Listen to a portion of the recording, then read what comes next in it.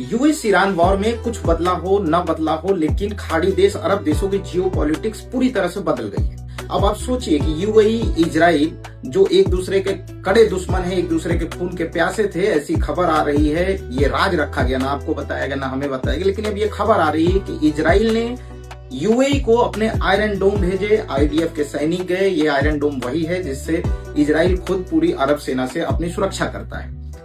Israel ने UAE को iron डोम दिए, आयरन लेजर दिए। आईडीएफ के सैनिक है, उन्होंने इस आयरन डोम को इंस्टॉल किया। लेकिन इसकी जरूरत क्यों पड़ी, क्यों इजराइल ने यूएई की मदद की, चलिए समझते हैं पूरा माजरा क्या है। अब देखिए, जैसा कि आपको पता है, यूएस ईरान कॉन्फ्लिक्ट में सबसे ज्यादा जो प्रभावित हुए हैं वो खाड़ी देश है, उसमें से एक यूएई भी है।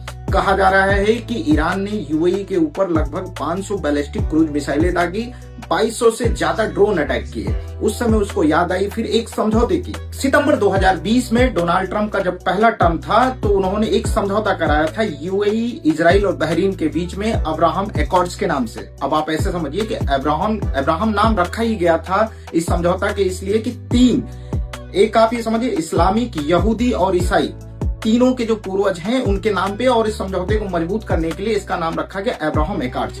अब इसलिए फिर यूएई को इस समझौते की याद आई और इसी के तहत जो है इजराइल ने अपना आयरन डोम, अपने सैनिक यूएई में भेजे, वहां पे आयरन डोम इंस्टॉल किया और ईरान के ड्रोन और बैलिस्टिक मिसाइल से यूएई की जो है सुरक्षा की।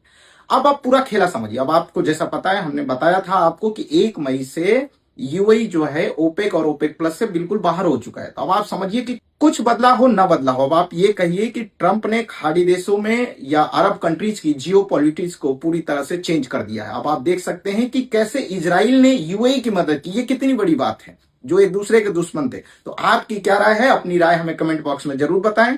सतर्क रहें, सावधान रहें। जय हिंद, जय भारत।